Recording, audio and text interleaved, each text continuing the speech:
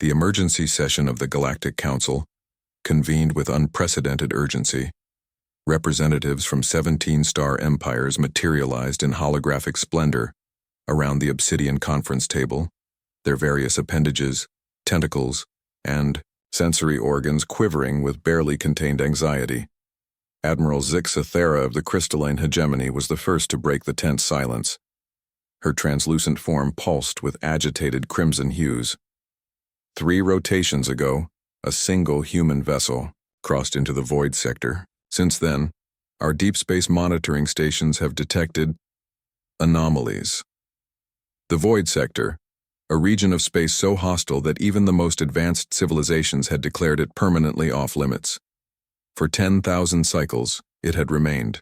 The galaxy's graveyard where stars died screaming and reality itself seemed to fray at the edges. The combined fleets of the Council had lost entire armadas attempting to map its boundaries.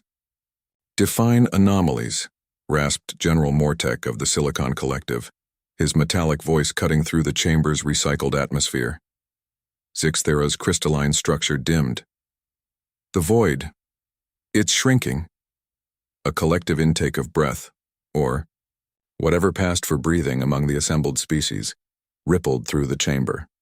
Ambassador Quileth, representing the ancient Scion Empire, leaned forward on her 6 legs, her compound eyes reflecting the chamber's bioluminescent lighting. "Impossible," she chittered. "Our greatest minds have studied the void for millennia. It's not a phenomenon that can be influenced. It simply exists, consuming everything that approaches its borders."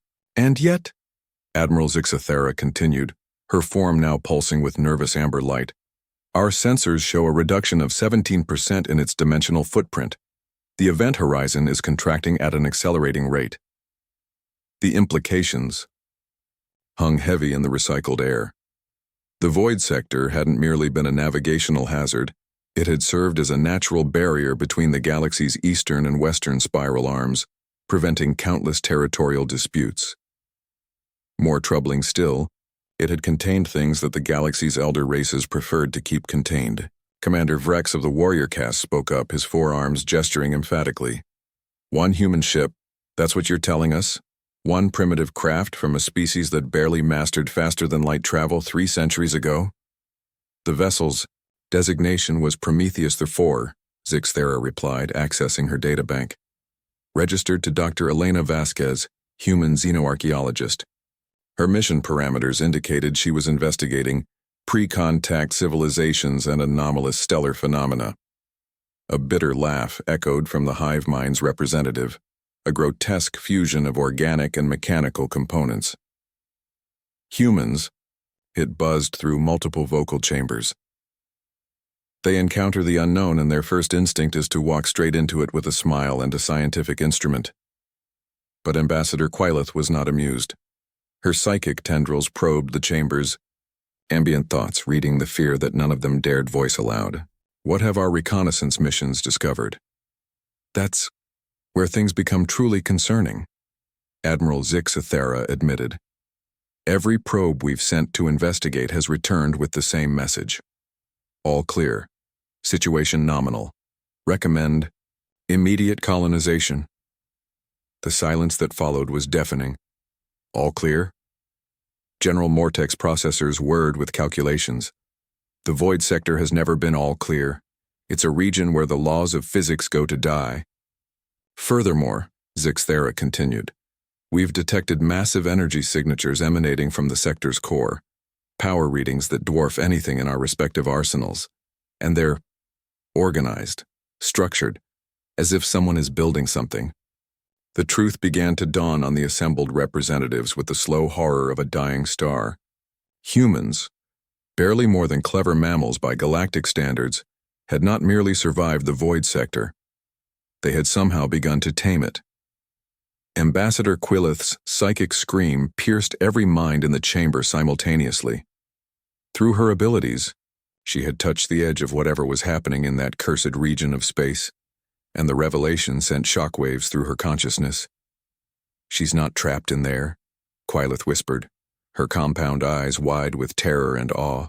"She's gardening, Dr. Vasquez is treating the most dangerous region of known space like a neglected backyard that needs some attention. The implications were staggering. If humanity could neutralize the void sector, if they could harness whatever cosmic forces dwelt within its boundaries, the balance of power in the galaxy would shift overnight. Every carefully maintained treaty, every border negotiation, every delicate alliance would become meaningless. Motion to classify this as a level Omega threat, General Mortek announced, his mechanical voice betraying the first emotion the Council had ever heard from him. Fear. Seconded, hissed the Serpentine Dominion's representative. All in favor? 17 appendages, tentacles, and extremities rose in unanimous agreement. As the session concluded and representatives began terminating their connections, Admiral Zixithera remained, staring at the tactical displays showing the void sector's continued contraction.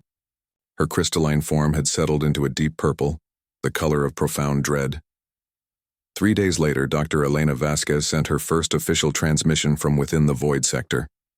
It was brief, cheerful, and accompanied by what appeared to be a recipe for something called cosmic brownies that she'd discovered while tidying up some dark matter deposits. The message ended with an invitation for the Galactic Council to visit her new workshop whenever they had time. Every Star Empire immediately began mobilizing their fleets.